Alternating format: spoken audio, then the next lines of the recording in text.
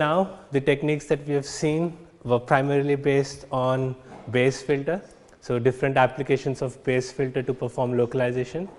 And now that we kind of know a few techniques which help us figure out where we are in the world, the task that we want to solve now is how to go from point A to point B.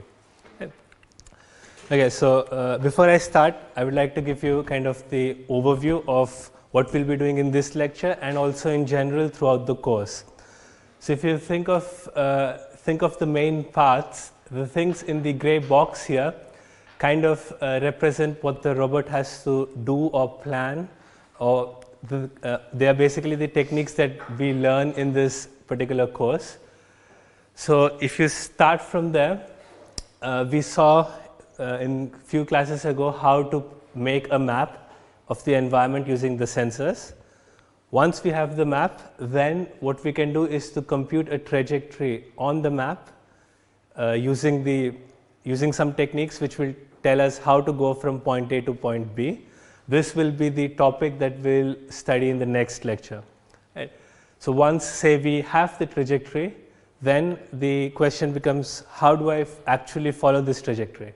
So this is sometimes called as position control or path tracking or so on. And to actually do this position control, you need to know where you are first.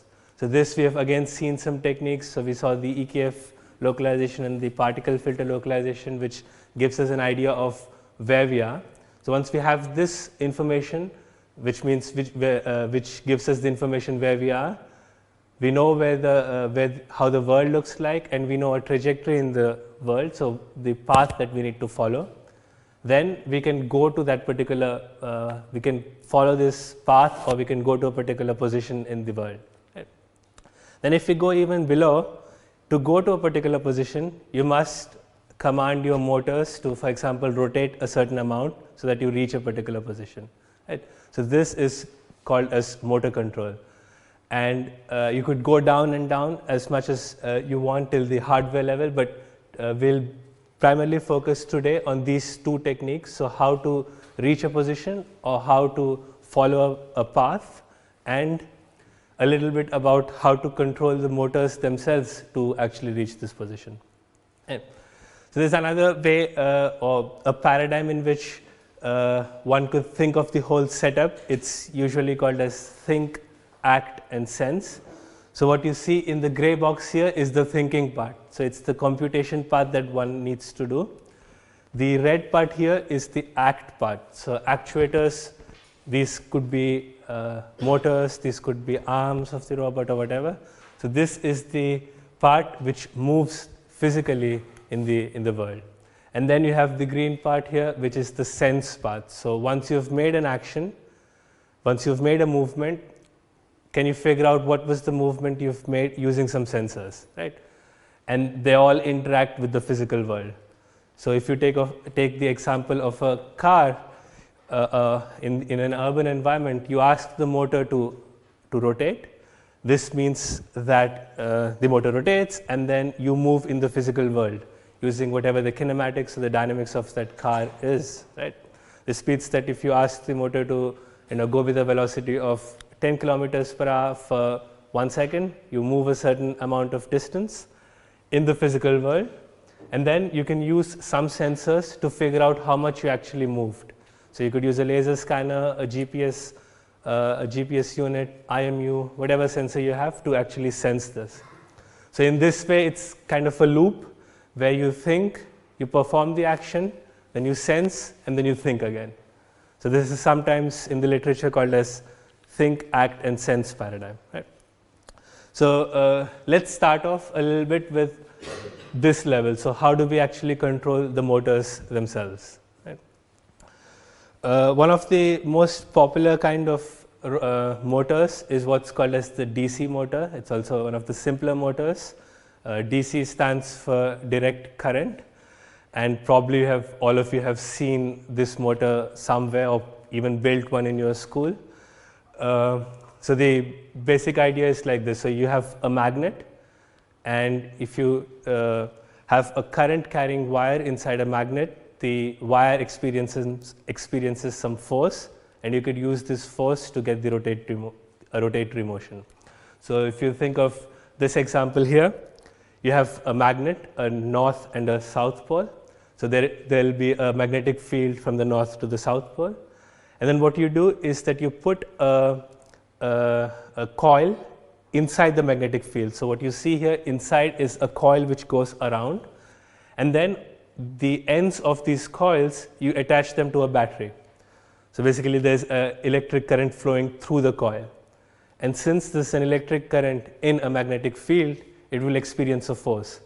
And the way it will do, or what it will do, is to rotate the whole coil by 180 degrees. So this way you obtain half a rotation, and then the magnetic field and the electric field kind of align, and then you need to switch the polarity to complete a full circle.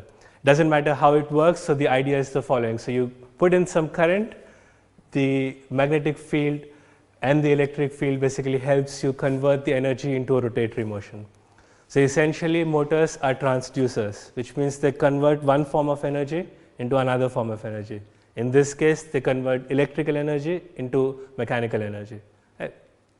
So, but why do we talk about motors? We're not really interested in the electronics of it, but rather in the fact that it can move our bodies, right? Or it can move the car on which we put the motor on. Then the question becomes, in terms of control, what can we do with it? So we understand the principle now, but for example, now I want to move the shaft, so the end here, which usually gets connected to the wheel or whatever part is moving, or you could see it probably here. So this part is attached to whatever you want to rotate. So usually what I'm interested in is, say I want to rotate it at a particular speed, or I want to rotate it to a particular position. Right? So this is the question of motor control. How do we do it? So a simple idea is through what is called as pulse width modulation. So the principle is simple. So the more power you give to the motor, the faster it revolves. Right? So the idea here with pulse width modulation is that you map the amount of power you want to give to the amount of time you keep the motor on and off. The way this is done, or you could see it in the following way. So you have a signal here, so it's one phase of the signal, and you have what is called as the on time, which is shown here, and the off time. So at the on time, when it's on, the voltage that this particular controller, the PWM controller, is 5 volts, and then it's off, and then it's 0 volts. So the way you map is, if you have a signal which is on the whole of the cycle, then this is the maximum power that you are giving to the motor. If it's on for half of the time, you are giving half the power. So you have a direct mapping between the amount of on time versus off time to the speed that you want to revolve. It's just a mapping that we make to control the motor at the desired speed that we want. Right? So if you go online and look at some of the motor controllers, you would probably find something like this. So basically this does the calculations required to move the motor to a particular speed, a particular position, and so on. Right. So if the motors were ideal, and if we were living in an ideal world, then we don't need anything else, right? So we say, okay, I want to rotate at half my maximum speed. I put this signal to half of the duty cycle or the cycle that we have, and then it should move as we expect it to be. But in all the lectures we have seen that you always have noise, you have some model inaccuracies, some defects physically in the sensor themselves. So even if you ask it to go at half the speed, it won't go, just because of some errors in the motor itself, right? Then what do we do? Right, so in this context, there are two concepts which are normally used when you talk about controlling some system. In this case, the system is the motor rotating, and there are two kind of words which are often used. The first one is what is called as an open loop control. In this case, what we saw before was an open loop control, which means that I ask the motor to rotate for a certain amount of time. This is the command given to the motor rotates. This kind of control is the one that you see on the top. So you have a controller. This could be, for example, the PWM controller that we saw. Then you say to the controller, I want a speed of a certain speed, I don't know, 20 revolutions per second. Then the controller computes some duty cycle, the amount of time the thing should be on, then sends it to the system. In this case, the system is the motor itself. Then the motor rotates according to the control. Right? In this case, it's a control in one direction. You compute something, you give it to the system, it performs a certain action, and that's it. The other idea is a bit like what we have seen in the EKF filter or even in the particle filter, where we actually then use the measurements to improve the estimate. In this case, we'll use the measurements of the output of the system and figure out, did the system actually move to the state that we were hoping that it would go to. So for example, in this case, we want the system to go to X desired, and then at the end, you compute some controls, you apply it to the system, and then if you have a sensor which can observe actually how the system moved, you could use this information to feed it back to the controller, and in this way kind of correct the errors that you made the first way, in the first step. So for example, if you ask, again taking the same example, if you ask the motor to rotate at 20 revolutions per second, you computed some control, so some speed at which it should move, then you apply it to the motor, it rotates at certain speed, but you see that it's only at 18 revolutions per second. Then you compare, okay, I wanted 20, but I only have 18, and you need some kind of sensor to do this, so you could put maybe an encoder at the end of the motor to figure out how many revolutions you are making, and then you compute an error. So this error would be 20 minus 18, so you have error of 2. Then this information goes to the controller. Then it knows, okay, the control that I gave in the previous step is not enough to reach the desired state, and therefore I should put more control. So this kind of idea, where you use the feedback from the output of the system to the controller, is often called as feedback controller. Right? Is it clear, the two ideas here? Okay. So actually, we're all kind of very familiar with this problem. So to give a more intuitive example, I would go to the, let's say, the task of taking a shower. Right? So whenever we go to this shower, we kind of solve a similar problem in terms of a feedback problem. Right? In this case, for example, at least I like to have my shower at, in this case, let's say at 35 degrees. Right? When I go to the shower, the temperature there is 30 degrees. So which means that there's a difference of 5 degrees between what I want than what the actual temperature is. Right? So this control system would work something like this. So it would compute the difference between what I want and what is the measured temperature. So if I want 35 degrees and if I measure 30, the error is 5 degrees.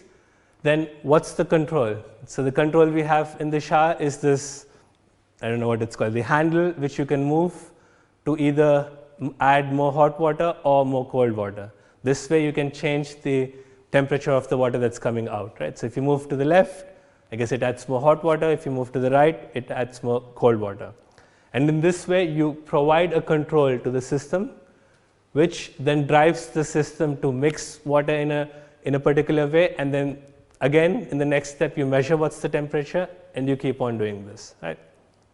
So if you were to look this example a bit more in a structured way, so usually you draw something called as a block diagram in this case of a feedback loop. It's similar to what we have seen before. So you have a controller which would use the error signal to compute some controls. So this could be the difference in the perceived temperature versus the temperature that you want. Right? So the measured temperature versus the desired temperature. So you use this information to compute some kind of controls. Then the controls, so we denote them by U, is applied to the system. This using these controls, the system evolves. So in this case, what I have written here is a linear model. So the new system value is the new system value is the old system value plus the controls, right? In general, this could be arbitrarily complex. It could be a nonlinear function like we've seen with our motion models. Here, just for the sake of explanation, I keep a linear model. So in this case, for example, if U is the amount of hot water that we allow into the system, or rather, let's say in this case, the temperature increased due to the hot water, what we can say is that the new temperature is the old temperature plus the amount of increase that we do due to the rotation or due to our control, right? And then once the system moves to some state, we need to measure it. So the measurements are given by ZT. Again, here I've shown a linear model, and here in this case, actually the measurement is the same as the actual state with some Gaussian error. But in principle, this could also be arbitrarily complex. You could have some nonlinear function similar to the sensor models that we've seen in the last 2 lectures. And also there could be more complications. For example, the measurements that you make may not measure the whole of the state. So for example, if you have a robot in a 2D plane, say you have the x, y, and theta position, right? So the position and the orientation. But say you have a GPS sensor or some sensor which gives the position. So you only know the x and y position. You have no idea of the yaw angle of the robot, right? So the measurements that you have may not measure the whole of the state, but also a part of the state. Then the question is, can you still use the information about the part of a state to compute a control law? So the thing here is often referred to as control law. So can we still compute a control law with partial information about the state and drive the system to the desired value that we want? This is the general case, right? So just for the sake of argument, we'll assume in the coming examples that we have basically ZT is the same as XT, so we actually measure the state directly. They could have some noise on both on the model and the measurement. And in this case, how do we design this controller, right? Okay, so if we start, one of the simplest control ideas is what's sometimes called as proportional control. So the idea is actually very straightforward. So the control, that is the U, is proportional to the error that you have. So if you wanted whatever 35 degrees of temperature and you're at 30, the error is 5. So you compute some error proportional to 5. Then say the temperature increased to 32 and you want it to be at 35 degrees. Now the error is 3. So the control is proportional to 3. So it's a bit smaller than what the control was before, right? So this is actually what you see here. So the 2 graphs here show the system state and the controls that you need to put. So this is solving the shower problem basically. So you start at 25 degrees when you go in, right? So this is given by the observations Z. So the observation is the part that you measure. So when you're in the shower, say the water falls on you, you somehow magically determine the temperature of that water. The red is where the red is what the actual temperature of the water is, or the actual state is, but we don't have access to this. So we don't actually know what the temperature itself is. We have a measurement of the actual state, right? And maybe you don't see it, there's a gray line behind, which is the desired temperature. So the goal is, starting from wherever we are, we want to reach our desired temperature, right? If we apply the proportional control, which basically is just some constant times the error between what the current state is to what we want, and in this case, let's just take Kp, it's called the proportionality constant, as 1. So the U is just Et, so the control is just the error. So what you see, that you have an error in this case actually of 10 degrees. So you are at 25 and you want to reach 35. You have a 10 degree error. Then you say, okay, move the handle, so this is the U, move the handle that you correct for 10 degrees of error, 10 degrees of error in 1 second, so 10 temperature degrees here. And so what happens is that you give a command of increase the temperature by 10 degrees, and after 1 second, the temperature of the water reaches where you want, 35, and you're happy. Right? But from your experience, probably this is not what you see in the shower. Just by moving it once, you don't get the temperature that you want, right? What are the reasons why as soon as you apply the control, you don't get what you want? What do you think are the reasons for this?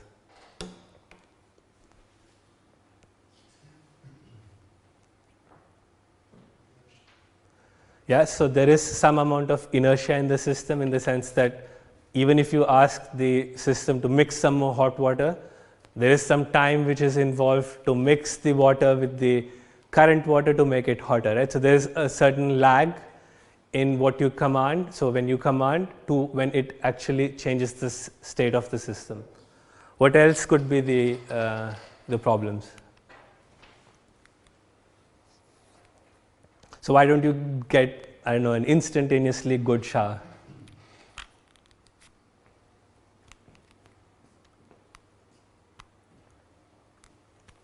So it's similar to what we have seen in the previous lectures. The models are not accurate, and there's always some noise involved in there. So although you gave some command, right? So you asked the system to increase the temperature by 10 degrees, right? But the thing is, there's some error in this particular procedure, and maybe you only increase the temperature by 8 instead of 10, or by 12 instead of 10, and so on. There's also an error in the sensor part itself. So you measure the temperature of the water, but maybe there's some tolerance of the sensor that you use to measure, and this means that you have also errors in the measurements, right? So you have noise in the system, you have noise in the measurements, and you have delays. So the goal is, how do we design a control law which is able to take these kind of errors into account? Okay. And so first, let's see what's the effect of noise on our system, right? So it's the same situation like before, except for the fact that it's a bit more real shower. That is, there's noise in the shower. Right? So again, you start from 25. You want to reach to 35. You compute a certain control, and then you apply it to the system. In this case, I show the errors basically in the observations only. So here you could think that the errors are coming due to the measurement process, right?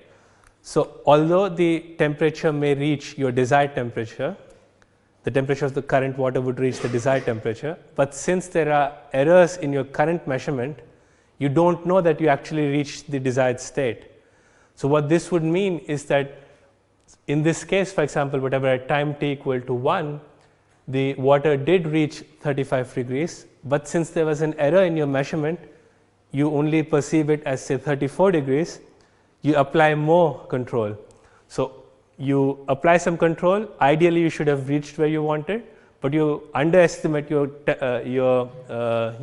control, and therefore you need to apply some more control to make it reach your desired temperature, right? So this is what keeps on happening. So each time when you measure, it's either below or above what the actual temperature is. And what this means that you keep, as time progresses, you have to keep on giving control to drive the system to the desired state. So in this case, what you see here would correspond to the fact that you are standing in the shower, keeping on moving the handle in order to get the desired temperature. Ideally, this is not what you want to do, right? So once you go there, you want to take a shower, not keep on moving the handles. The same idea goes on to general control. So you want to minimize your controls as much as possible, right? So this, first, it's less effort. Second, it also increases the life of the system that you're working with, right? So if you keep on moving the levers, more likely it will go bad than if you move the levers less, right? So one of the goals in control is usually to keep the, or in control theory, is to keep the amount of controls less. So if you see here, the amount of controls are quite high. So for example, even after 5 seconds, you are moving the temperature of the water 1 degree per second, and at some time even more, something like maybe you want to move it 3 degrees per second and so on.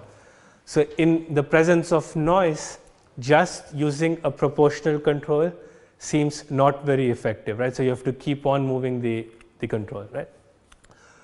What would you suggest is a simple solution? So we still want to use the proportional gain.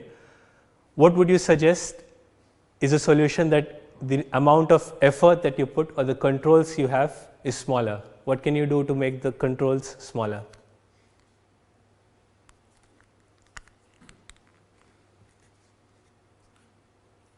Yeah. Maybe we integrate so the noise will be cancelled each other. Yes, so we will at some point do the integral control as well, but at this point we just have the proportional term. The error is just the proportional error, right?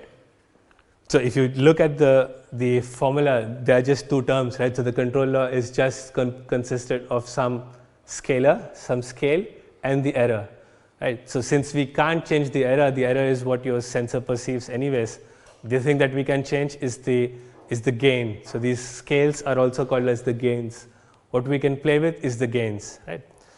So the reason for doing this, for example, before we had a gain of 1, now we have a gain of 0.15. So it's 15% of what it was before.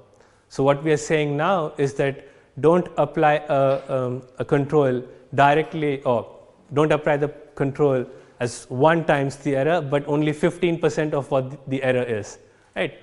What this results in is, if you see the red line, which is the actual temperature of the water, what this results is this fluctuates much less than if you compare it to the previous case where the temperature of the water fluctuates much more. The reason for this is that although you measure the temperature with some errors, you don't completely trust this. You say, okay, only move a little bit. And on average, if the errors are sometimes on the positive side and sometimes on the negative side, you end up not making as big of an error as before, right? So you only take part of the error vector to make your corrections. The only downside of this is now you need much longer to reach to your desired temperature. So now maybe it takes roughly 20 seconds to reach the temperature of 35 that you want, whereas before, at least for the first time, you reach the temperature within maybe a second or so. So having a lower gain, you can have a much less fluctuation on your desired signal, but it takes much longer to reach this desired signal, right? So again, it depends on the kind of application you have or the kind of person you are. If you're fine with having a shower with lots of temperature variance, go for a fast control. But if you desire your shower to be more or less constantly at 35, go for a lower gain. The message is that based on what the application is, we need to decide between a fast control or a fast time to reach a faster time to reach your desired goal, right? Okay, what happens if you increase the gain to more than 1? Right, so especially in the case of noise, it's definitely avoidable to put the gains more than 1, because what this means is that you amplify the errors in your measurements, right? So you can end up with something like this case where you have a gain of 2. So you measure something, you move your control, and you move 2 times the actual error. And if you're unlucky, you could make your temperature of the water go up to whatever 100 degrees here, and probably you don't want this, right? So don't use gains greater than 1, okay? And also don't use gains which are in the wrong direction, right? So if you apply the correction in the wrong direction, this means that instead of correcting the error, you are increasing the error, right? So instead of going to 35 degrees, you go to some place, right? And here I just show this thing to to say that there are some limits. So in this case, you apply the wrong gain, and therefore instead of going towards 35, you keep decreasing the temperature because you have the gain set in the wrong direction. And then at some point, you reach the limit of the system. So in this case, the system limit is at whatever, minus 272 Kelvin, I'm not sure. So the absolute zero. So the system cannot go any below. So these rules are set by the physics in our world, the physics of the universe, or in general, by the physics of the system that you have. So no matter how much control you give after this, you can't change the state of the system because it's already at the minimum that the system can go to, right? So the message with this graph is that you have certain limits of how the system evolves.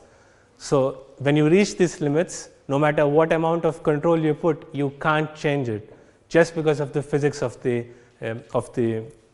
system. The other limits you have is on the control side, right? You can only rotate the lever so fast. You can only change or give a control so fast. So you have both limits on your system and you have limits on your control. So whenever we design a control law, we should also take into consideration the limits of both the system and the controls. Right? Okay. Yeah, this is the example where basically I show the limits of a control. So suppose you only have the capacity, or your geyser or the system only has the capacity to increase the temperature by 5 or 0.5 degrees per second. Although you want to reach to your desired state as fast as possible, you can't go faster because you're limited by the control that you have in your hand. Right? In this case, for example, arc SHA is limited at a control limit of half a degree per second. Then it means that instead of instantly going to the desired temperature, you need some time. And this time is because you can only increase the temperature by half a degree every second. So this is the limits that come due to the power that you have in your control itself. Right? Is this clear, the idea that the system has some limits and also that you have some limits in your control? Right? Okay. So we had also talked about the other problem in the real systems, right? So we saw how noise affects the proportional control. Another question is how do delays, or this inertia that we were talking about, affects the system. So inertia or delay in this case would be the amount of time that the system takes to change its state itself, right? What happens in case you have delays in the system? Right? Even if you have a noiseless system like you see here, if you have a delay in the system, so the delay here is shown by this offset between the red line, which is the true state of the two true states, in this case the true temperature of the water, and the blue line, which is the measurement of the state, right? So in this case, for example, there is a delay between the measurement and the actual state. So the delay in this process is not in the system itself, but in the process of measuring. So if the temperature increases by whatever, or reaches to say here 30 degrees, you don't instantly detect that it's 30 degrees. You take some more time, maybe 5 seconds, to detect that it's 30 degrees, right? So in this case, how does the proportional control behave? Right, so what happens is you end up with oscillations. And the reason is this. So at some point, say at here time t equal to 12, you reach your desired temperature of 35 degrees. But since there is some lag in your sensor, you still read this temperature at, I don't know, like 28. Then your system doesn't know about the actual state. It only knows the measured state.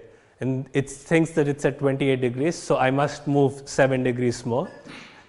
And therefore, the control is still not zero. It keeps giving some non-zero control. And then this results in the fact that you measure the things delayed, resulting in the fact that you overshoot your actual desired temperature.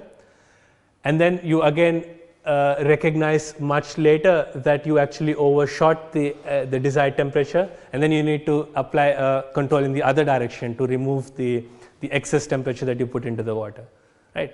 So in this way, what ends up happening is that since you always are a little behind what the real state is, you end up with an oscillation. Right? Is this clear why we have oscillation here? Okay. Okay, what would be a simpler or a simple solution to solve this oscillation problem for a proportional control? Yeah, so this is one thing you can do. So you can predict how the measurements or how the system evolves over time, and use these predictions to determine your control, not just your measurements, but the prediction of how the state will evolve, right? This is one way. This we'll see how this happens. Another simple fix again is to lower the gains. If you lower the gains again, you have some delay, but at least the effect of your delay is a bit smaller. So you will have oscillations, but smaller oscillations, right? So depending on the application you have, if it's okay to have small oscillations, just use the proportional control again with a small gain, right? When we talk about delays, there's this term called as dead time, which is the time basically you cannot recover. From the perspective of a controller, this is the time that is lost. So this dead time can come through the delay in the system.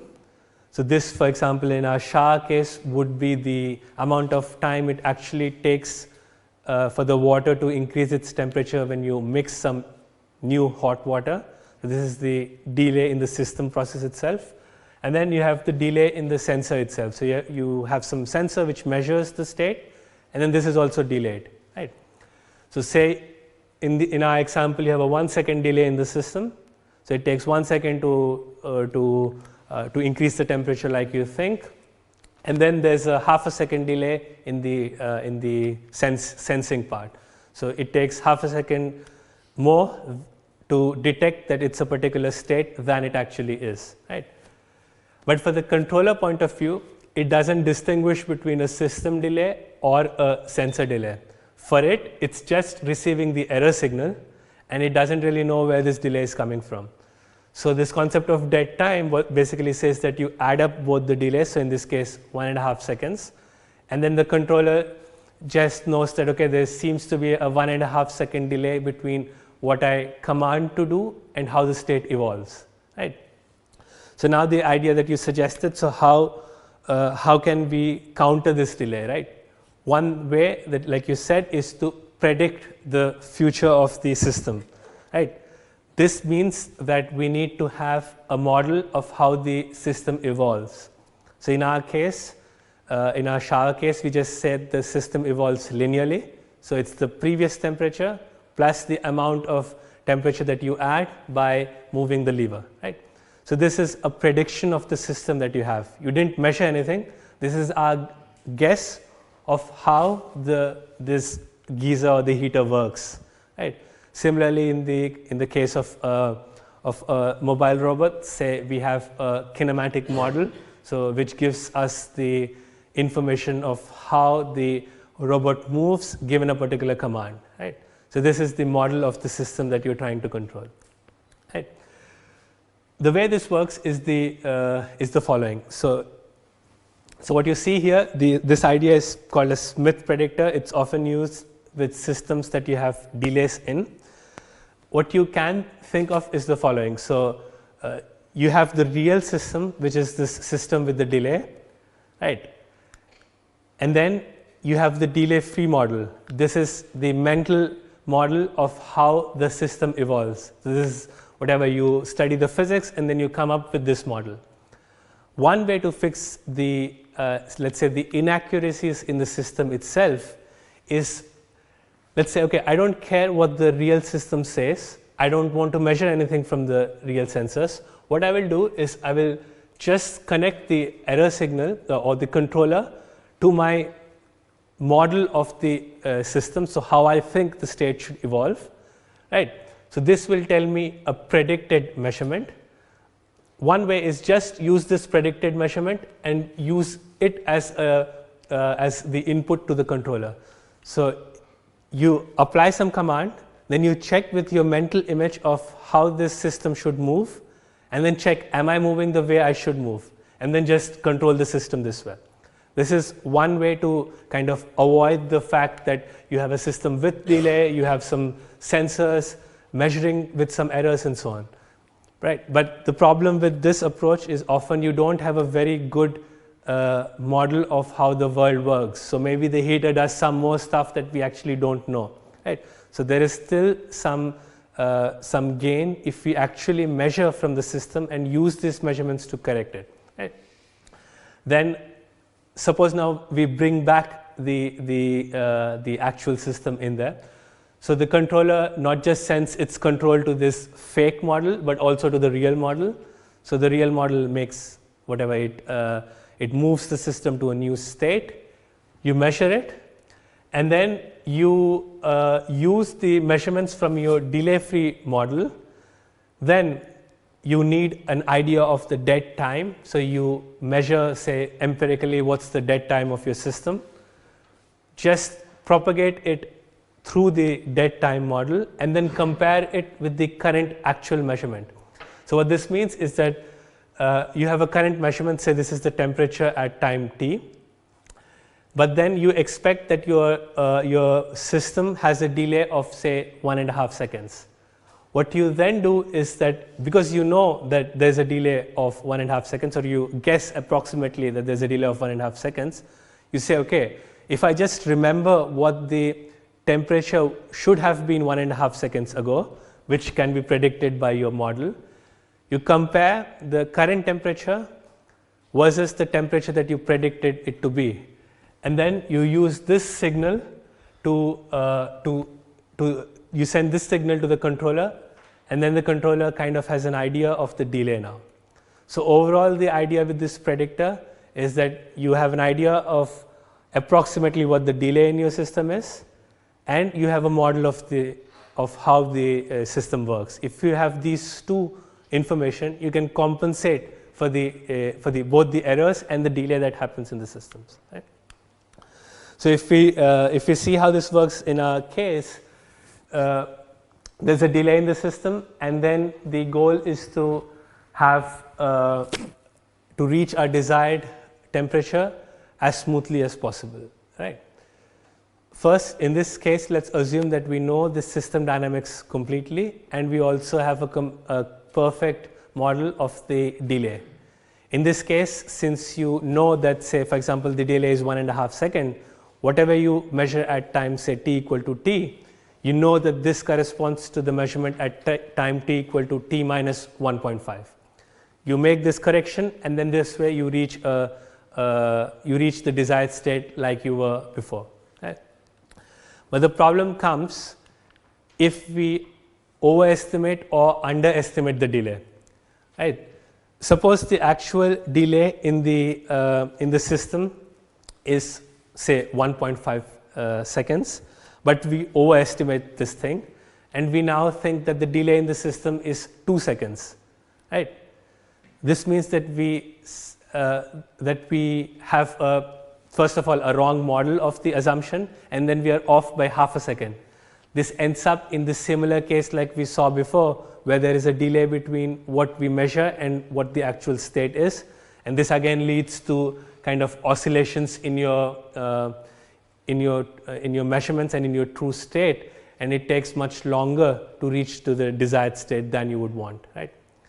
On the other hand, if you actually underestimate the delay, it's less of a problem, because you had some delay of 1.5 seconds.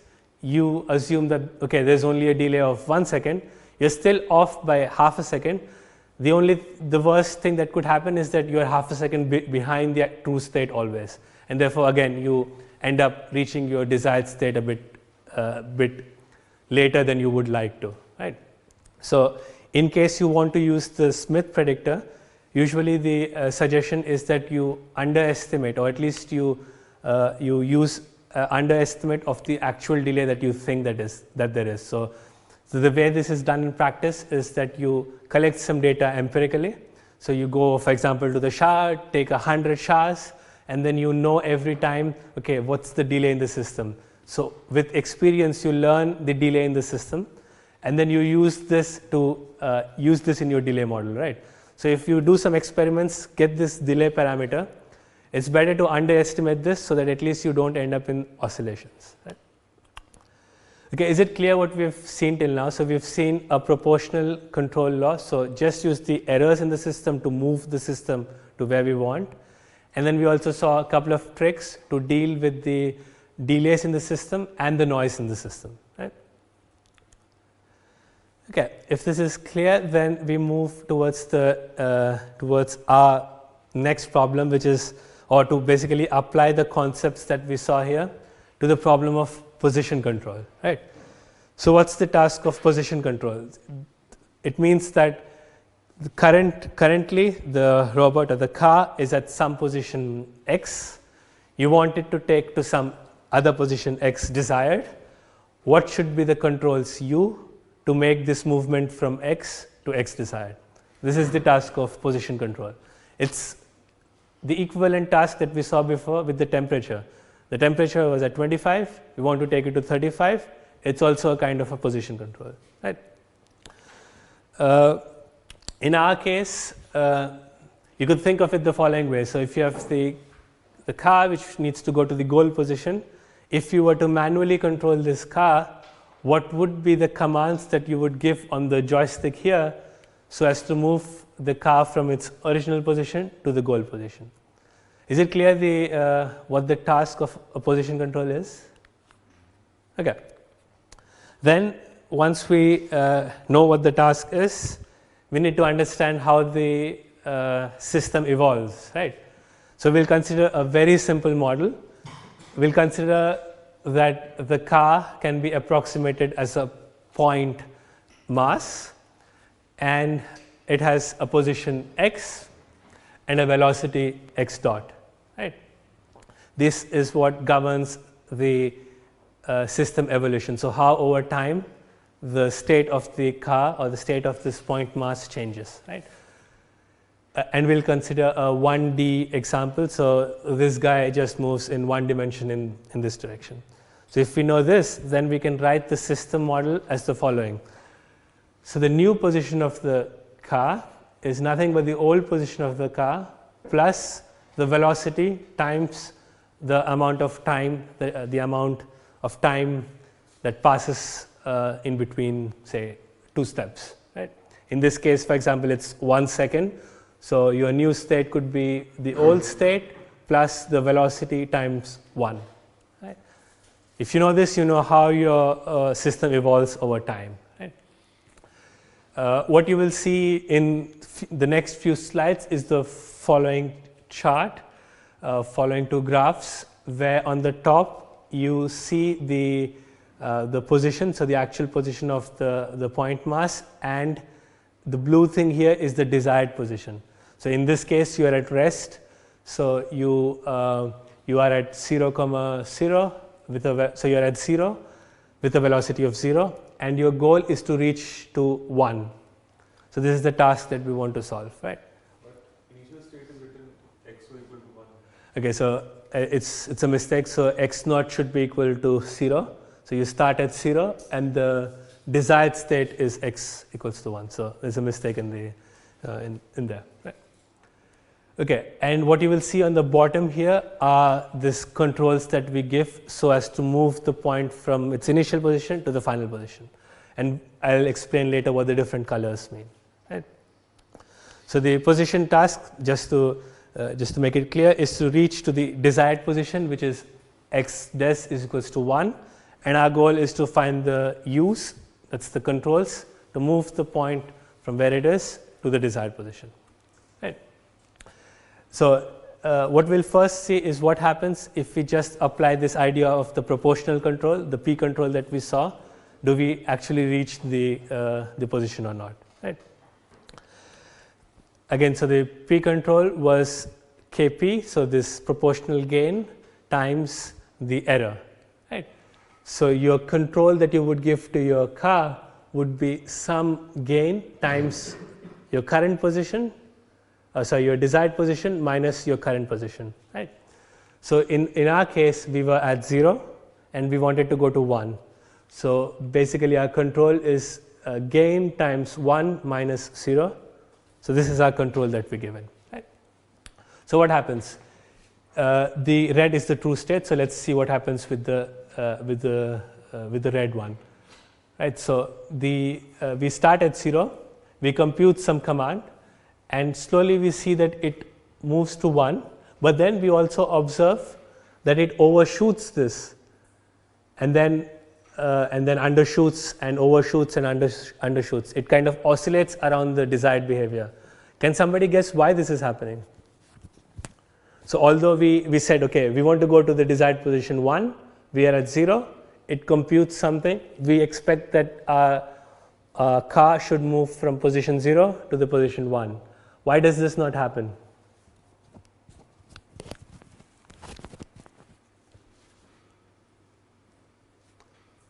What is it that we are missing?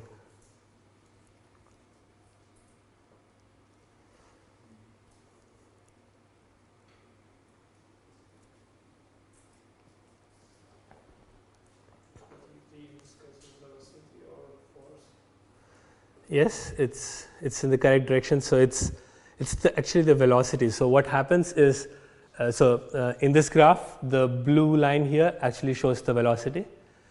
And what happens is when you start to move towards 1, your velocity of the car also increases. So at this point, although you reached your desired position of 1, you have a velocity which is non-zero. So you have maybe whatever 0.2 of a velocity. So you reach the position 1, your desired position, but then you are with a velocity of 0.2 meters per second. So you can't instantaneously stop, right? Therefore, you end up going above your desired location, and then you realize, okay, I have crossed my desired location. I should then move or change my velocity in the opposite direction. So you recognize at this point that I've already crossed, so you start to reduce your velocity in the effort to bring the red curve back to the desired position. And then what ends up is always the same. So you end up at the desired position with a non-zero velocity. Right? This means that you always overshoot. This comes due to the fact of the kinematics of the robot.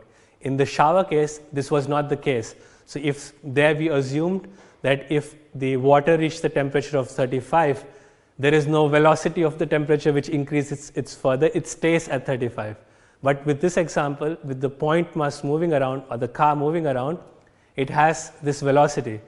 And therefore, it's not just sufficient to move your signal to 1, but it's also required to make the velocity at this position to 0. Right?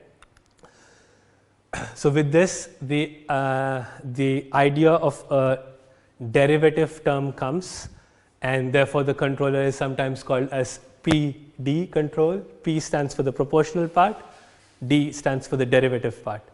So now we basically updated our control law to say not only make the error between my desired position and the current position to be 0, but also make my desired velocity and the current velocity to 0. Right? So now this guy will compute a control which makes the desired the position error 0 and the derivative of the position, which is the velocity error 0. Right? In this case, then we kind of get what we want. So we want to reach the position 1. We start at 0, and then what happens is as we go towards our goal, you also see that the velocity goes down. So two things are being controlled here: the position and the velocity. And then you end up with what you wanted. So you reach 1, the desired position 1, with a 0 velocity. Right? And if you see on the bottom, there are two components of the control. So if we think of this component as the proportional component and this as the derivative one, they are shown here. The proportional one is shown with the red one, and the derivative one is shown with the blue one.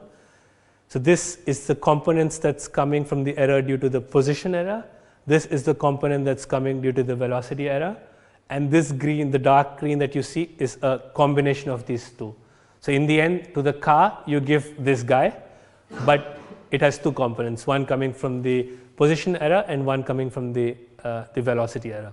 So and you see roughly at time t equal to 10, both these controls become 0 because you have basically reached your desired position with the desired velocity. Right? Is this clear what's happening in a PD controller? Okay. Right. So in the previous case we saw that in this case we saw that we quite smoothly went to our desired position. This is what we want, but this depends on two gains. So we need to set the Kp and Kd such that we obtain this behavior, right? So the question I want to ask is, what happens if these gains are lower, or what happens when these gains are higher? Right. So in this case, for example, right. So what happens with the low gains? So if you think the following manner, if you put a very low gain, which means that you say the low gain is with respect to the Kp, so we put a small Kp, which then means that you take much longer to go to your desired state. The same also happens if you put low gains with the Kd itself. There it would mean that it takes longer for you to go to 0, basically, go to the velocity of having a 0 velocity, right? And the opposite happens with the high gains, right? Okay, so we were happy with the performance that we have with our PD control. So we are able to reach a desired position with a 0 velocity. We still have to choose the gains, but we'll find a way how to do this. But then what happens in case there is some kind of a systematic bias in the motion model, for example? So what I mean to say is, sometimes there are some biases in the system you have not accounted for in your modeling. If you take the example of a mobile robot, when you write the equations, you assume, for example, that the wheel sizes are same. So the left wheel size is the same as the right wheel size, and therefore if you give equal rotation speed to both the wheels, you would go in a straight line. But often what happens is one of the wheels, say, has less air than the other one, and there tends to be a dominant direction in which the robot moves. So if you have more air in one of the wheels than the other one, so maybe the size of the one which has more air is bigger than the one which has less air, and this creates an imbalance in the system, and you systematically move in this one direction, right? Our PD control has no knowledge of this systematic error. One needs to estimate this systematic error explicitly from your measurements, and this is where the third term comes. This third term is often called as the integral term or the integral correction. So the way you get this integral correction is like this. So you say, what's the accumulated error from time 0 to time t between your desired position and your current position. So you, in order to estimate this bias that's there in the system, you compute these errors and add up over time in order to compensate for the errors which you have not accounted for in your modeling step, right? This way, with this error, you can kind of get rid of this systematic bias errors, right? So for example, if you have to show this thing here, what the proportional control, what the integral term does is to estimate this systematic bias that's there. So basically what it does is given in the formula, so it integrates the difference between the desired and the current one up till time t. What this means is that you start at time t equals to 0, and say we are at this location, whatever, at time t equals to 1, we reach our desired location of 1, but we overshoot it, in this case not due to some gain problems but due to some systematic bias in the system. And the way you compensate for it is you integrate the error, right? So the way you can think of the error, it's the area under this curve. So this guy here is the proportional, the integral error that you have computed till now. And what you do is that you compute a control so as to make this error small. And so if you look at the controls here, they have now 3 components. Again, the red part is the proportional part, the blue part is the derivative part, and the light green part here is the integral part.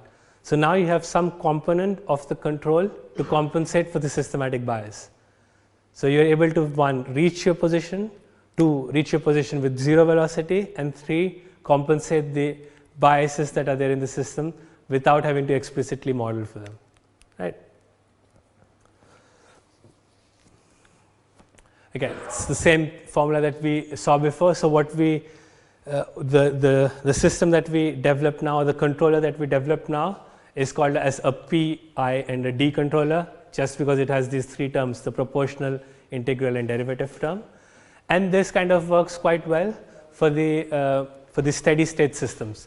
So if you have systems which are behaving well, or which are behaving inside the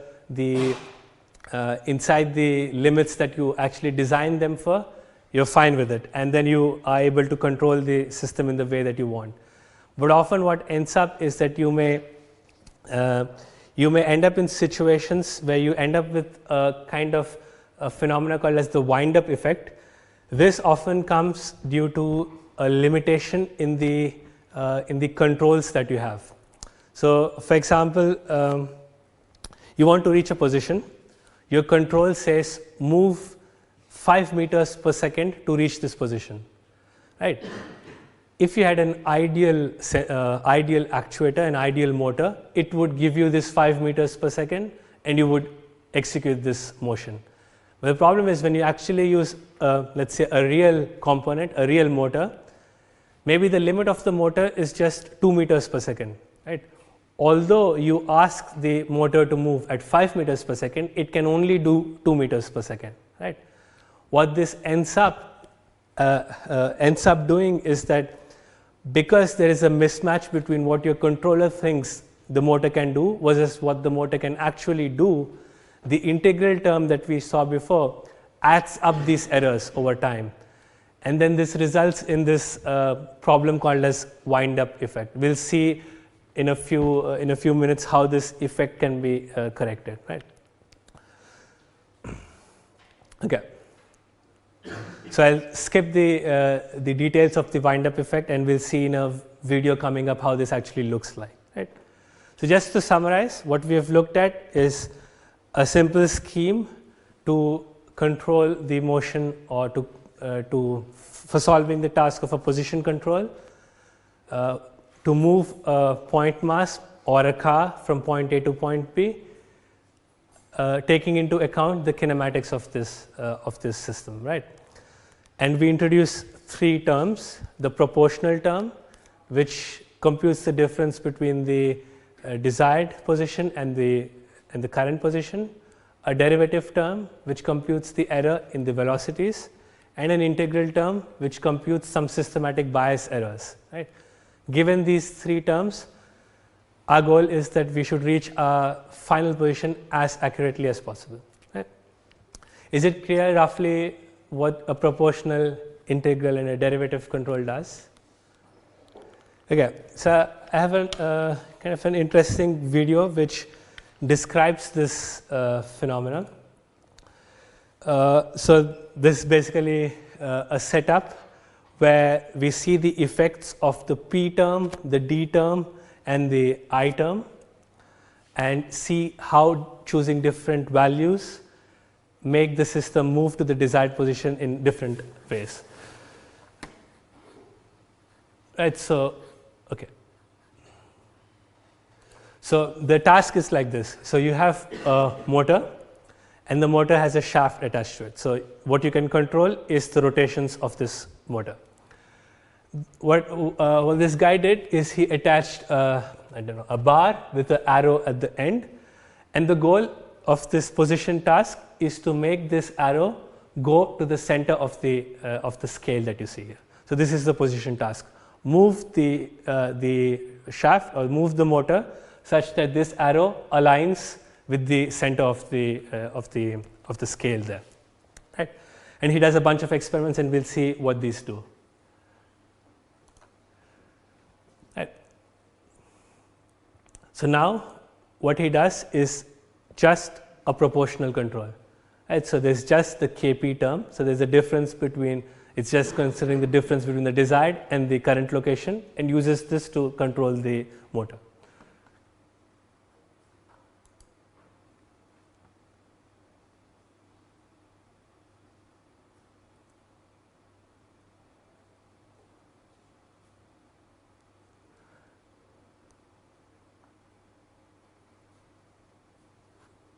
And so what you saw is two things. When you vary the gain of the proportional control, as you increase, you reach your desired position faster, but then you overshoot, and then you have to compensate it again. So there is a trade-off between how fast you can reach your desired position and how much you oscillate. And this you can tune by changing the Kp, right? No. Again.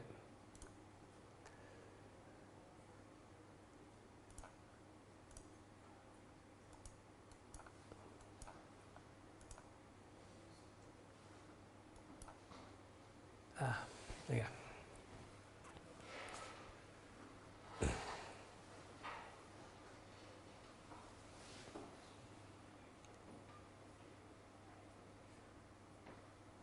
Okay, this looks like stuck, so give me a couple of minutes.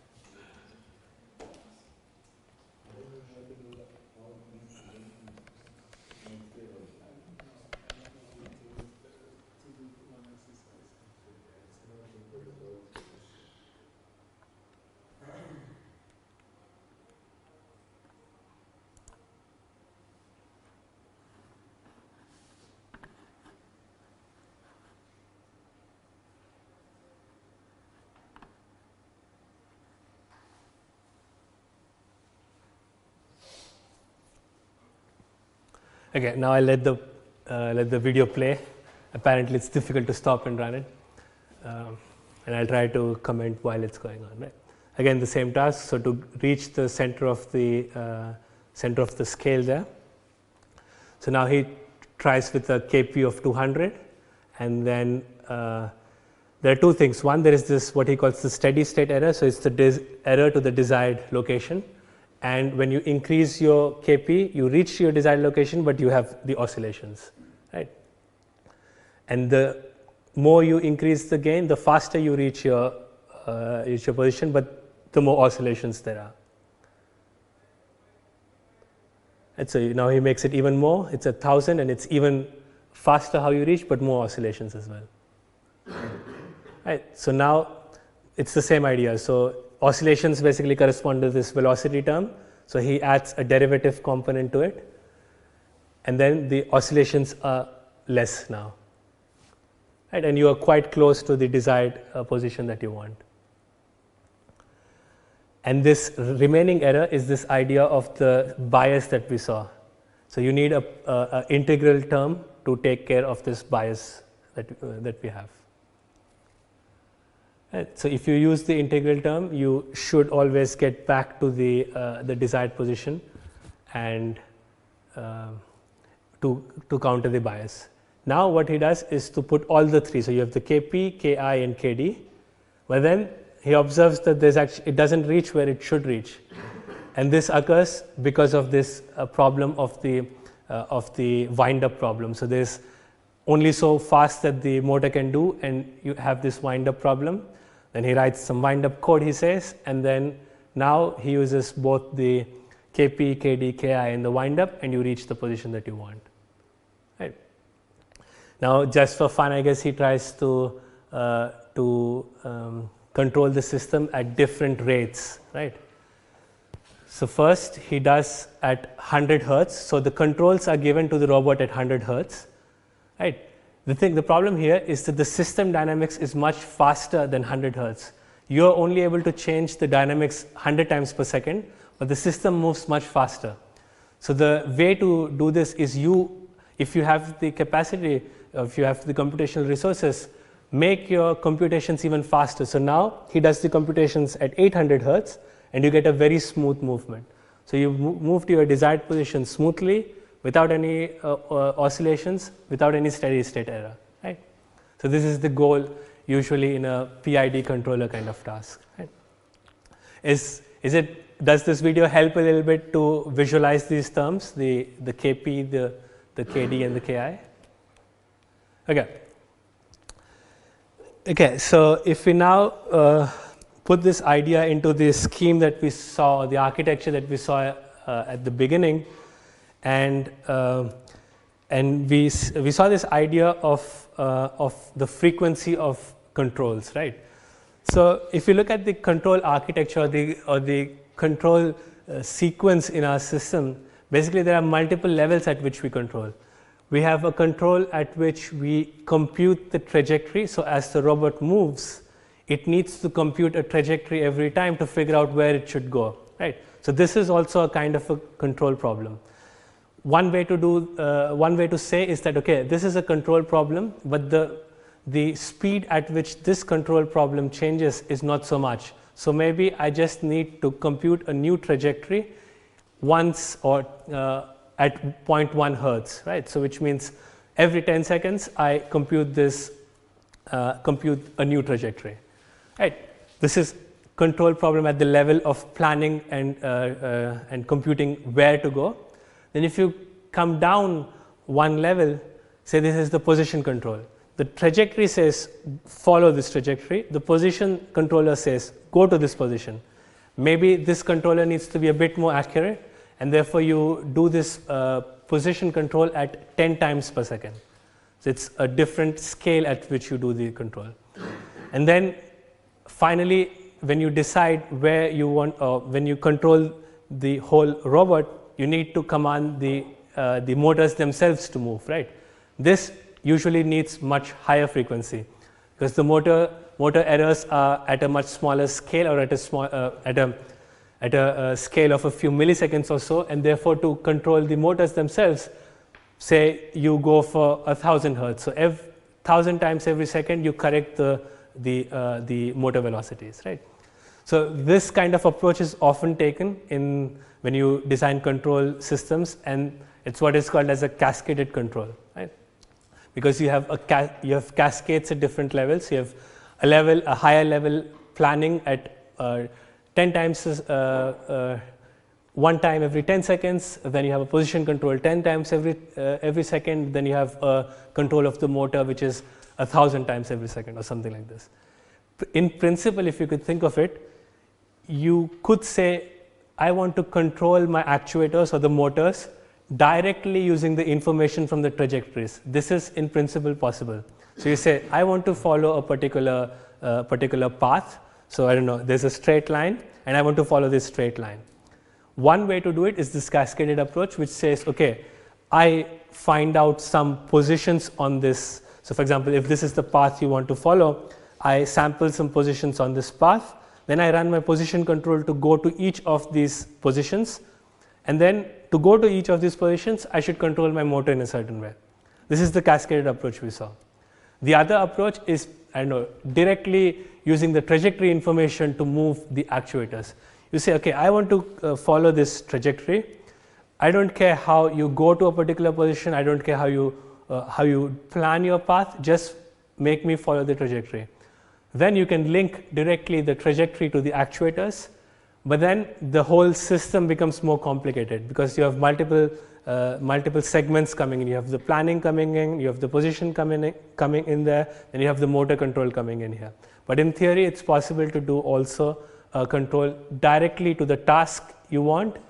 You can control directly the actuators using the task that you would want. Right? And we actually see one of these examples next. This would be the application of trajectory tracking or path following. So if you have a particular path given by some curves, for example, in this case, this straight line, and you want your robot to follow this path as closely to the trajectory that you computed, right? And we can come up with a control architecture that looks a bit like this. So first, you still need to do the perception. So perception here includes the stuff that we did in the previous classes. So one, you need to know where the car is, so the localization task, right? And then you need to know where the road is. Suppose you're following a lane on the road, then you need to know where the road is, and you need to know where you are with respect to this road. So the localization problem and the mapping problem. This I put here in the perception block. So this needs to be available. Once you have this, then you go for the step of motion planning. This basically means that given your map and given where you are, you want to compute some kind of a path. So what's the path that you should follow, and what's called as a velocity profile, which means that how fast you want to be, or what should be your velocity at each point along this path, right? So this part of the architecture we'll actually see in the next lecture. So how to compute these paths and how to compute the velocity profiles and so on. Right. So now say you have the velocity profile and you have the path. Then the next step is this control that we would see. And for our case, for the case of this car, say a 2D in a 2D control space, we can break up the control into two parts. What is one called as the longitudinal control, which means controlling the velocity along the direction in which the car is moving. So if you are moving along a road, controlling the velocity can be called as a longitudinal control. The other one is what is called as the lateral control. So suppose you are following again this path here. So to do the velocity along the path is the longitudinal control, but maybe at some point you are not on the path, but you are offsetted from the path. So you need to come to the path and then follow the path then. So this error that exists in the lateral direction is called as the lateral control. So how do I steer my robot to make the lateral error zero, and how do I accelerate and decelerate my car so as to follow the velocity profile? And this is the actuation part, right? So what the longitudinal control says is that, okay, go with a velocity of 50 kilometers per hour. This would be controlled by your throttle and braking. So the amount of gas you give to your system or the amount of brake you do. So suppose you're at 40 kilometers per hour, you have to press the accelerator. You have to do the throttling to reach 50. If you're at 60, you need to do the braking to reach at 50, right? So this is the control which does the longitudinal control. And the steering part is the part which would try to decrease the error in the lateral direction. So you steer your car so as to follow a lane, right? So we'll look at this particular scheme and see how we can control a car to follow a trajectory, right? So the first step, like I said, is generate the trajectory itself. So this comes from the motion planning step. So for example, we want to go from this end to the end there. What we can do is we can sample uniformly points along this trajectory and call this as the path. Now I want my car to go from this point to this point to this point to this point and so on till the goal, right? This is the path part of it. Then there's also what is the velocity profile. So I want it to be here with a certain velocity. I want the car to be here with a certain other velocity and so on. So this kind of planning is done in the motion planning step, right? How you do this depends on several factors. You could think of you could think of the way to use, say, the curvature information, right? So when you are at a curve, usually you drive the car a bit slower because otherwise you feel the jerk while you are moving in the cars, right? So you could use the information of how the path is to determine a velocity profile, how fast you should go, right?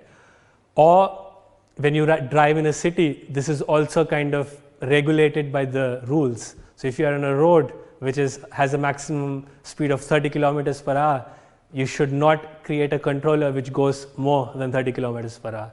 So these velocity profiles can come from the nature of the path itself, the geometry or the physics, and also from laws which tell you should go this fast and not more than this, right? Okay, so we'll look in more detail about how to generate the trajectory itself, how to find a path between the start and the end position in the next lecture. What we'll see now is how to actually do the second level control. So how to do the steering, for example, or how to increase or decrease the velocity in order to follow this path. So if you remember, I think 3 lectures ago, which was the lecture on locomotion, we had this model of how to control a car using what was called as the Ackermann model. Here, what you have is what you can control are 2 things. You can control the velocity of this point here. So you assume your coordinate frame to sit at the center of the back wheels. So you would have 2 wheels here. You have a center point here. So this we will consider as, let's say, the origin of the car. So you can control the velocity of this point, so the longitudinal velocity, and you can also control the steering angle. So this delta that you see there, right? We had seen this model which was built based on this concept of instantaneous center of curvature. So the idea here is that you want to move in a way that you don't slip at all, which means that your car or whatever body you are trying to control should have only one point of rotation. So in this case, this point of rotation is this guy here. So basically what happens is that given this point, you set your delta angle here such that the axis through this thing passes through the instantaneous center of curvature. What this ensures is that for the given linear velocity that you have, your tires are correctly oriented such that you don't slip, right? You only roll. We had seen these formulas also in that class. So in order to have a non-slip motion, you should set the angle, which is delta, such that the tan of that angle, the tangent of that angle is d over r. D is nothing but the diff is the distance between the rear axle and the front axle, so this distance here. If you set the steering angle such that the tan of the thing is d over the instantaneous radius of curvature, then you obtain a rolling motion without any slipping. Right? This is the efficient way to drive. If you slip, you would, one, damage your tires and also not move as expected. Right? So considering that our robot somehow follows this system, so in reality the car would have much complex kinematics or even dynamics. We consider this as our working model, our mental image of how the car works or the kinematics of the car works. Right? So given this, we want to control the state, which consists of 4 parameters in this case. So we have the XY position of the robot, the orientation of the robot, and also the steering angle. Since in the Ackermann definition of the car you have this concept of steering, you should also add this to the state vector. Right? And what are the controls then? The controls that we have for our car is we can set how fast it goes. So the linear velocity, we can set it, and we can also set how fast can we steer. Right? So how fast can we change the steering angle? Therefore, the controls that we have are a linear control and a steering control, right? The linear velocity and the rate of steering. So the goal is how do we, or what are the V and steering rate, so that we are able to track the trajectory that we had computed in the previous step. Is this clear? Right. And we want to do this steering under the pure rolling condition, in the sense that we always want our steering angle such that we never slip. And the way to ensure this is that if we ensure that our steering angle is the tangent inverse of d by r, we'll ensure that we'll always roll and never slip. Right? So this is the control problem that we are trying to solve. Right? We have some additional constraints as well. So as you know, in the car or any system, basically you will have some constraints on the controls. Our controls are the linear velocity and the steering rate. In this case, the maximum velocity is set by, let's say, the physics of the car. The car can't go more than 100 kilometers per hour. So in order to reach your trajectory, you should only generate controls which satisfy these two conditions. One, that your velocity is less than some maximum velocity that's possible. Two, that the steering angle that you can set is also under some maximum steering angle, right? So you can't move or you can't steer the car infinitely to the left or the right. There's a limit to how much you could steer. So the goal is to generate a control law which obeys these constraints while obeying also the kinematic model that we have, that we don't slip. Right? Okay, how do we do this? So we break it up into two parts like I showed before. One is what's the longitudinal control, so to control the velocity along the direction. The way we do this is we are defining what is called as the reference velocity. So this is the velocity profile that I was talking about. This comes from the motion planning step. So the motion planner says, okay, go at these velocities at these different times, right? Do we know how to do this already? Right. So we can use a PID controller that we had developed before to do this. So we have a reference velocity Vref, we have the current velocity V, and then the goal is to drive the V towards Vref. We can use a PID controller to do this. Right? The other control is slightly more involved, is to control the steering angle. Right? The way to read this diagram is the following. This red line is the path that you want to follow. The thing that you see here is like a condensed version of the robot thing we saw before. So this is the rear wheel, this is the front wheel, and this is the steering angle that we can set, and we can also set the velocity of the robot. Right? So our goal is to follow this red line as quickly as possible without slipping. So what can we do? The thing that we can change is, for now let's assume we have a fixed linear velocity. How do we change our steering angle so that we join the path? Now we are far away from the path. We want to join the path at some point.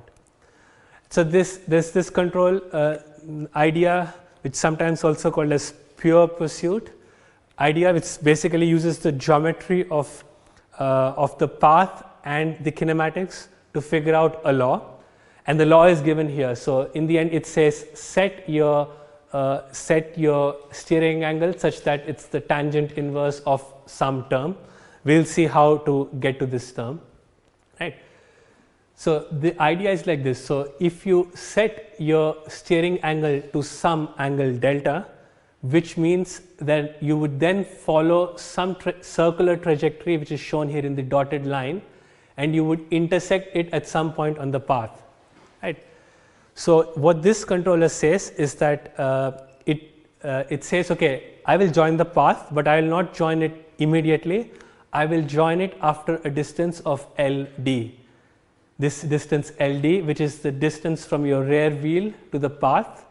This LD is also sometimes called as the look up or the look ahead distance. So it's the distance at which you want to join the path. This is a parameter of this controller. Right? Then the question is, what should be the delta such that you move in a circular way or following a circle and join the path in there. Right? So this involves a bit of geometry. So what you need is the angle between your current heading. So your current heading is in this direction. Right? So the theta that you have.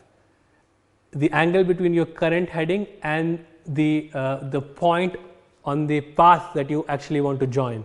Right? So the angle here is alpha. Right? And if you do some trigonometry, you would figure out that basically this angle then comes to be 2 alpha. This is because this is alpha, this is 90 degrees, so this should be pi by 2 minus alpha, and the same here should be pi by 2 minus alpha. Since the angles in the triangle should sum up to 180, this guy comes up to be 2 alpha. Right? So now we have this guy here 2 alpha, we have alpha here. What we would like to come up is a formula for delta. So what should be the steering angle such that you follow a circular path to this point, right? So I'll just do how to get to this formula. What you do is you apply the law of sines, I think it's called, basically, which says that if you have a side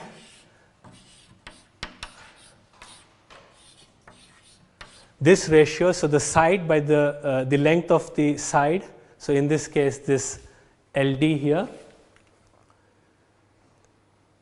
divided by the sine of the angle in front of it, remains, this ratio is constant for all the angles. So if I can write this also as, if I take this angle, this would be pi over 2 minus alpha. So and the opposite side is r, which is our instantaneous center, instantaneous radius, r over sine of pi by 2 minus alpha.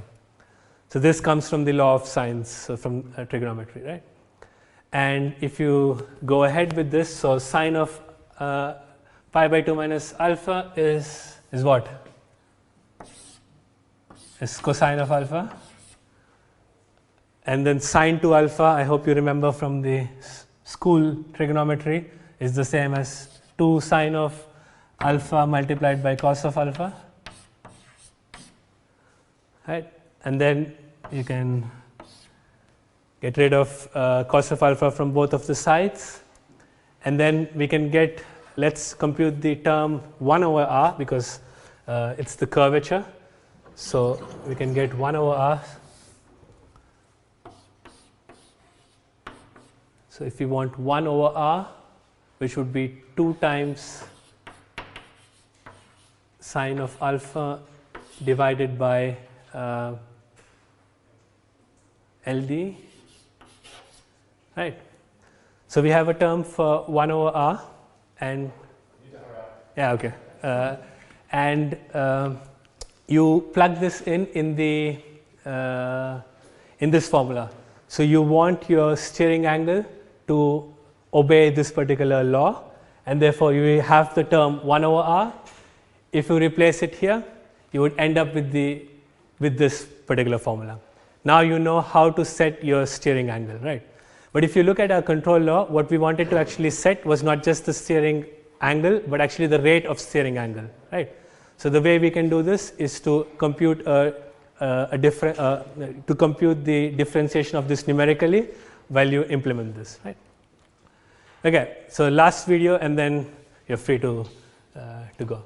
So this is, in a sense, implementation that was done on a model robot, where the idea is the following. So their goal was to follow a trajectory shown by the white line here, and they first created the map, then they did the trajectory, and then they implement this longitudinal and the lateral control. And what you see here is basically each time it tries to find a point on the path and tries to reach this path, right? Of course, it overshoots sometimes, it undershoots sometimes, because the velocities that it sets is not the correct. There's some error in the sensors and so on. And so this is the kind of control that you could obtain using the scheme that we saw.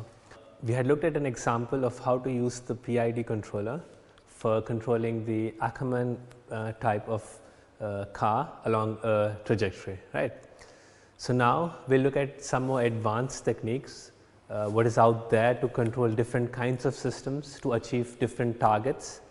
And what we will see is just an overview of what are the different control techniques that are out there and what we can use in case we have such applications. Right. So, here is a list of some of these control applications or some of these control methods.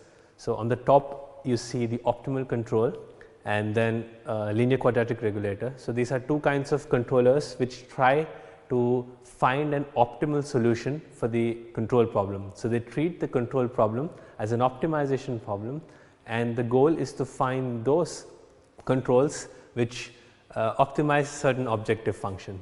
We will see a bit more how these work or what they do.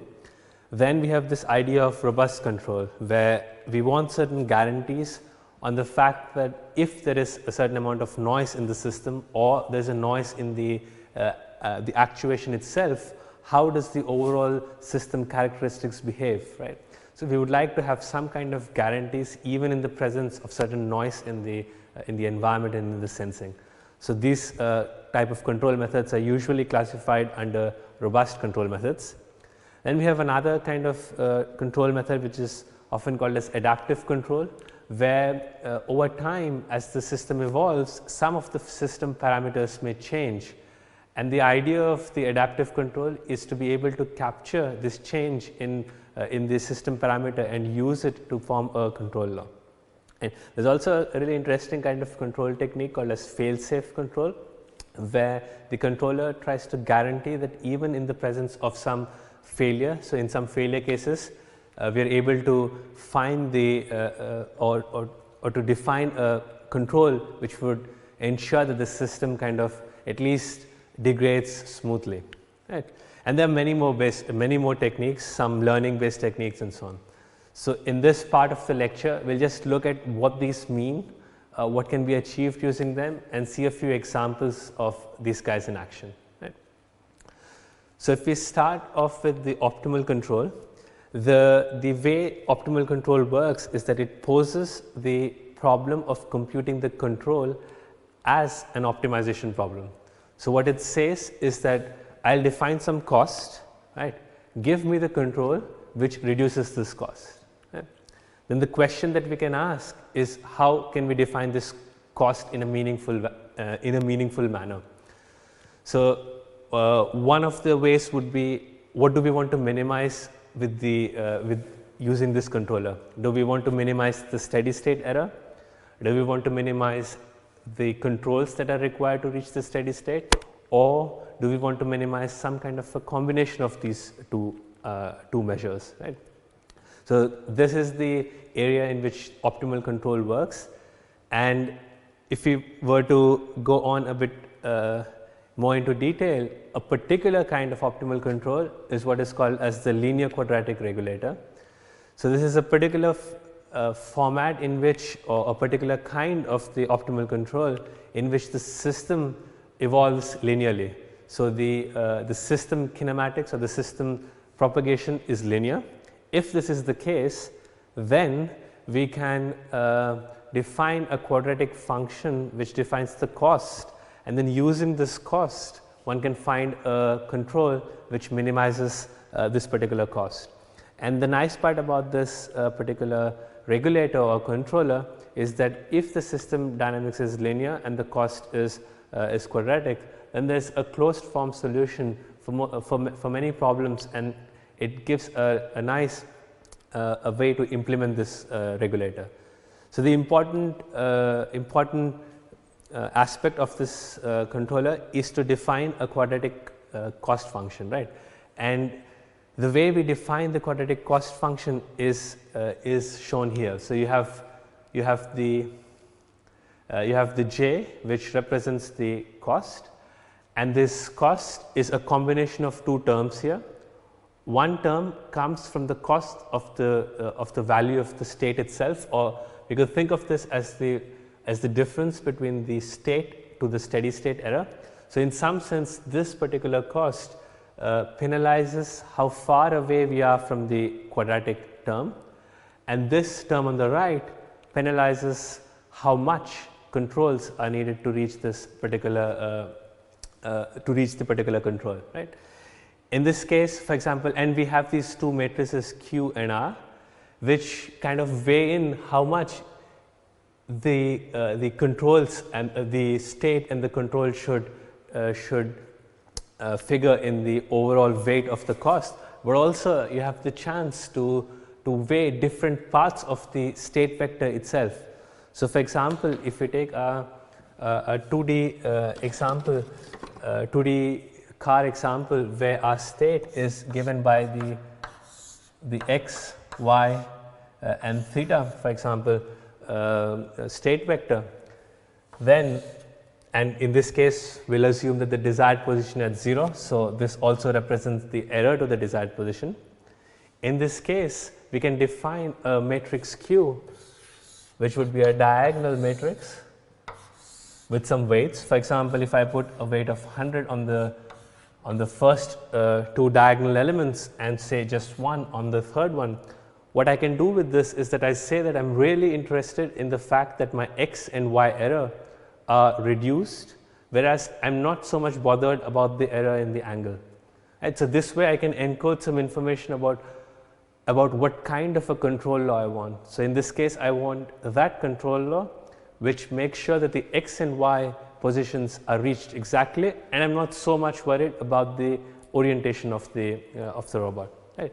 Similarly, you can also define the R matrix, which tells you how much do you want to penalize the controls. Suppose in our application the controls are cheap, in the sense that we do not care even if we spend a lot of controls, then we could put R, for example, to a very small value, maybe 0.01 or something like this. This way we can inform the optimization routine what we really care about.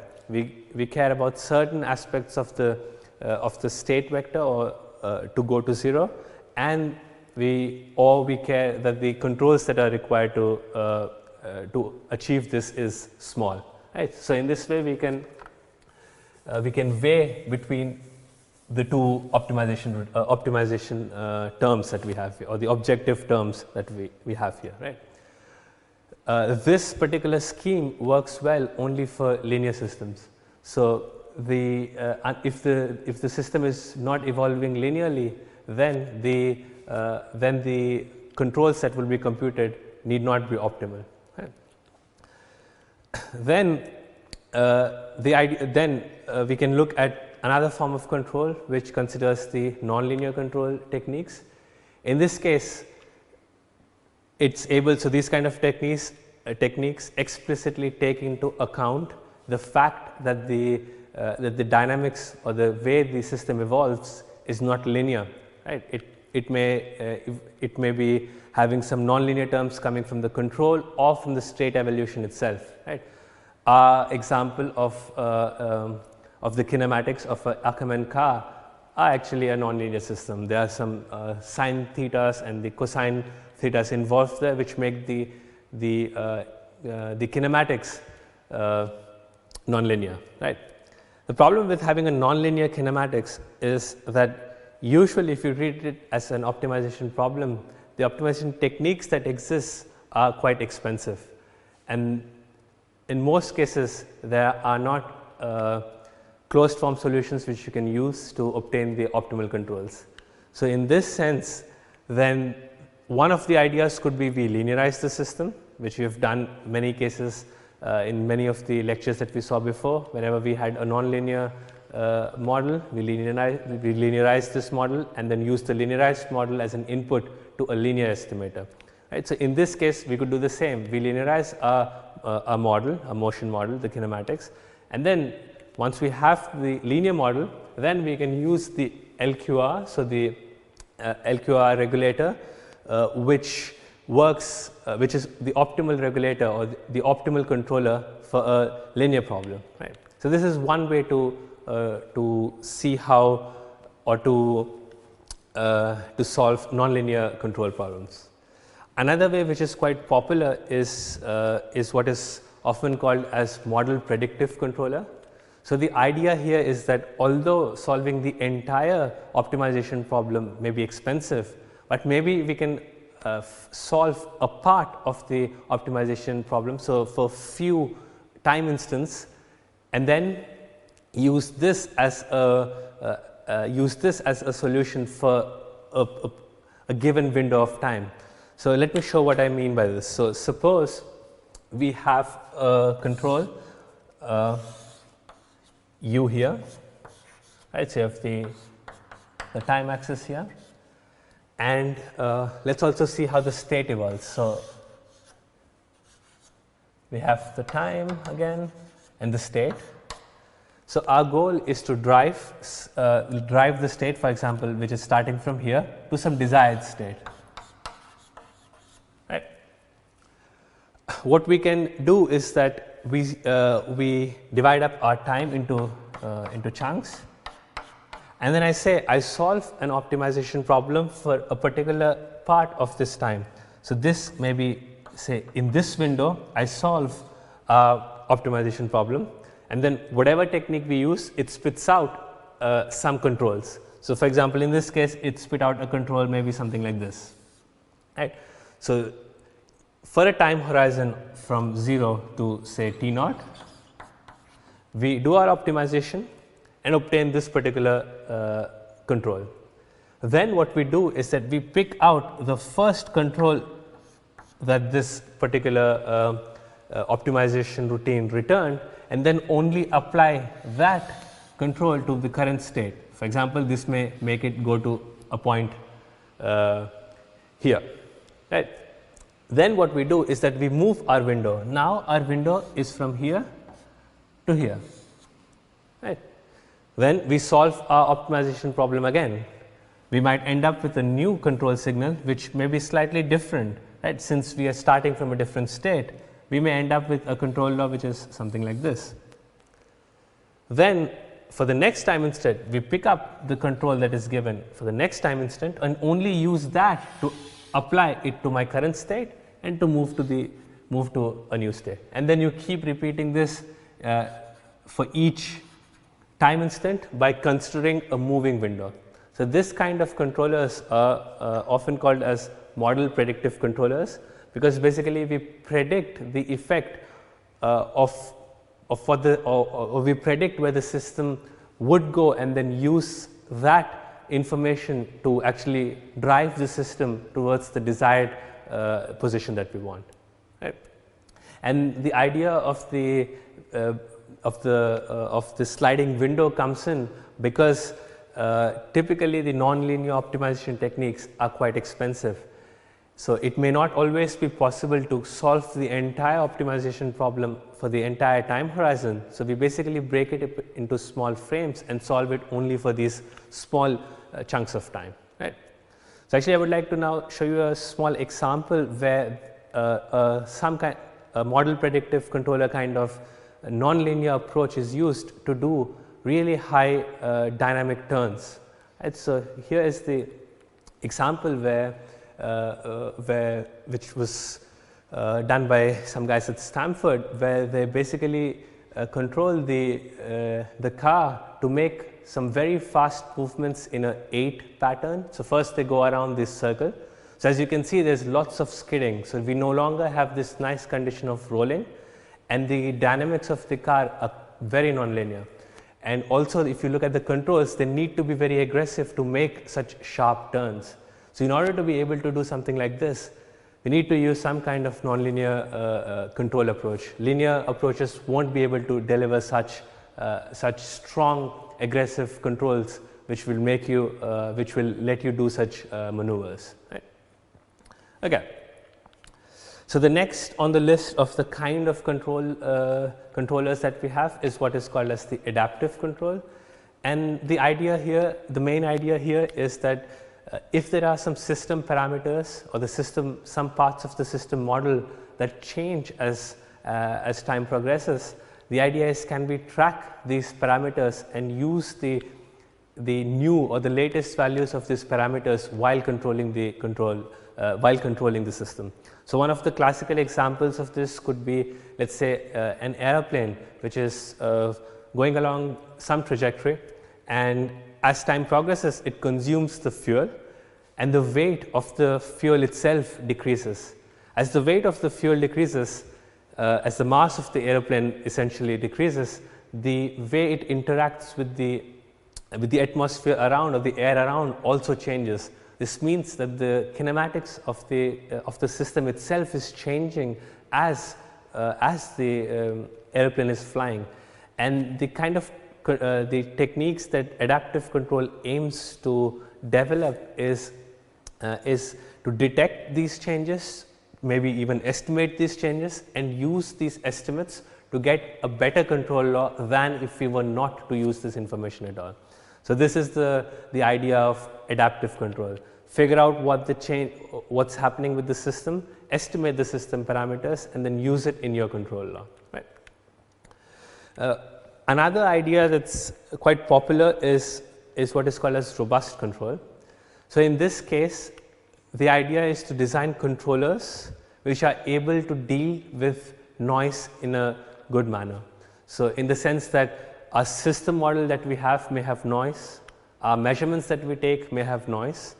Given this setup, can we design a controller which is able to at least guarantee some performance within, given that the uncertainties in these systems, in these measurements are under a limit, right.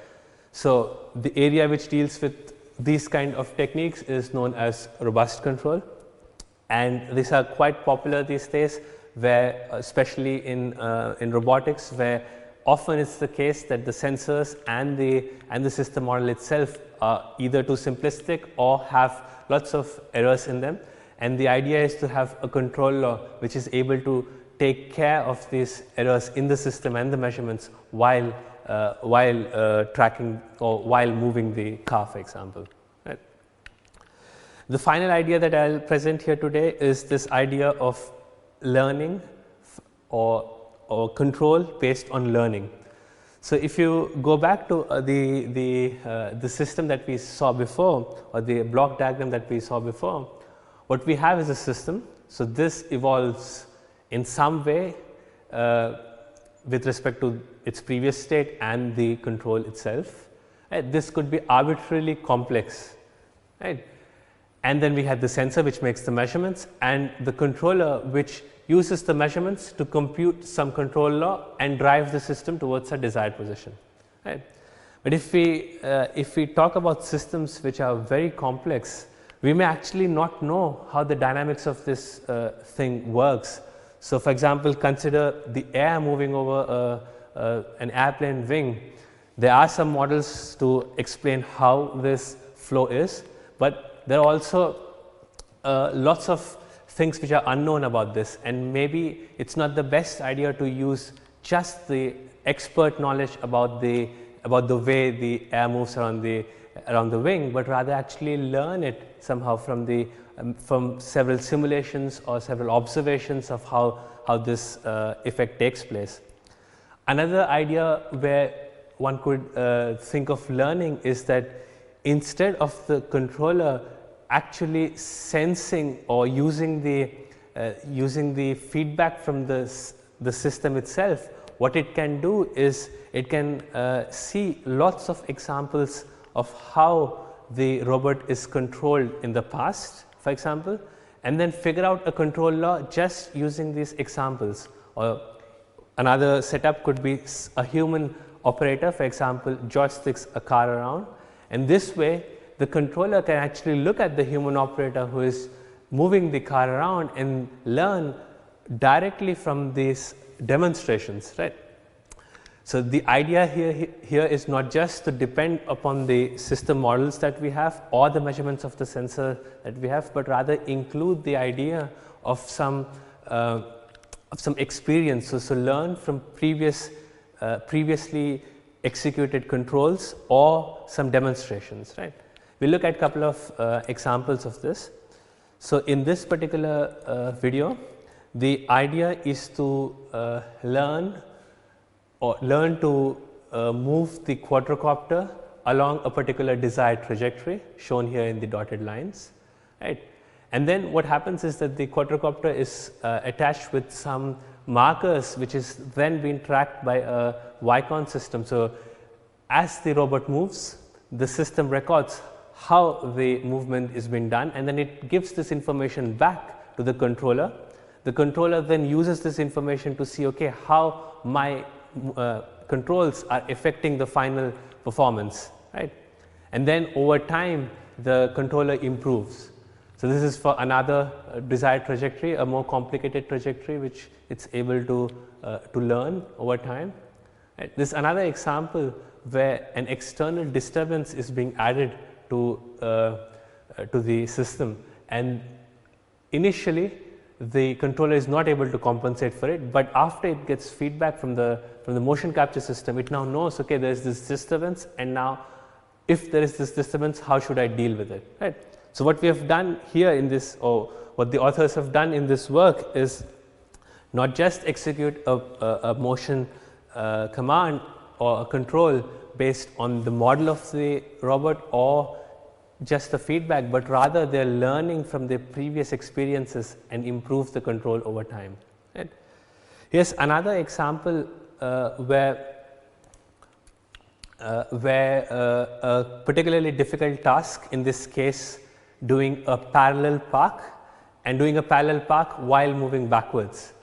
So, the goal here is to park this car in between these two cars in here, and the idea again is to use examples from simulation to understand how this parking maneuver works, and so that the controller learns exactly from these demonstrations, rather than somebody explaining this is how the turn must be done. Right. So, what also happens is that if you are moving in a linear fashion like we did from here to here, the dynamics are quite well explained by our models. But when you have to do this kind of tricky maneuver to fit in these cars, the dynamics are not as well explained, and the goal in this work was to figure out this tricky maneuver, how to do this maneuver, just by looking at some simulations of how it is done.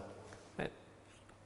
So, we will see that in this case they do use both some knowledge from the physics based simulator, and then they add some demonstrations for sliding the car into the place, and then they learn from these demonstrations how exactly this maneuver is being done. And finally, once they are able to do this, they move it to the real platform, and in a couple of seconds they will show how this works on the real world. And so, here is the robot which starts in between these two cones here. It will move in the backward direction and then make the maneuver that we have seen before in the simulation.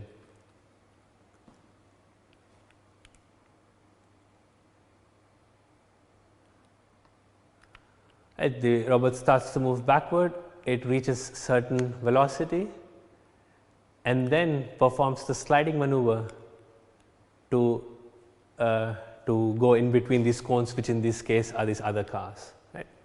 So, by itself it is quite difficult to describe the dynamics of this sliding maneuver. So, the idea here is, can I use some demonstrations that I do either with the real car or in a simulator, and use these demonstrations to teach the controller how to do this maneuver. Right. So, this is the idea where we learn from, say, simulations in this example. Another really interesting topic of control is what is called as fail-safe control. Here the goal is to develop controllers which can work even in extreme cases, such as, for example, in this case the rotor here, propeller here comes off after certain time. Right. Unless something special is done or unless care is taken about this, it would just fall from the sky. So, what these kind of controllers, these fail-safe controllers do is somehow detect this abnormal incident, that of the propeller coming out, and then it needs to recognize, okay, now I have only 3 propellers, the way I should balance the forces is now different, and then it makes the control such a way that it doesn't just fall out of the sky, but rather makes a smooth descent to the ground. This way you can save the robot, right. So, these kind of approaches are really important for real applications where you may have a part or some parts failing in while they are running, right. So, they ensure somehow or they guarantee that at least if one motor in this example fails or one propeller comes off, at least the quadricopter won't just crash, it will still balance and then come down slowly. Right. Okay, with that we reach the end of this lecture. So, just to summarize before I finish, we saw a little bit about motors and low level controllers. So, how to control the motor to make it reach a desired speed or a desired location. We also saw this idea of feedback control, where we use the measurements from the environment to drive our control system and to make sure that it reaches the desired position, for example, not just relying blindly on our commands, but rather taking feedback from the system. We also saw this idea of a PID controller and how to use the PID controller to both perform a position tracking, so to reach from point A to point B, and a trajectory tracking where we follow a trajectory, right. Then we also saw just an introduction to some advanced techniques out there which are able to control systems which are much more complex and have more requirements, such as guaranteeing some amount of robustness or being adaptive or being fail safe and so on, right. Okay. With that, I will conclude this lecture. Thank you.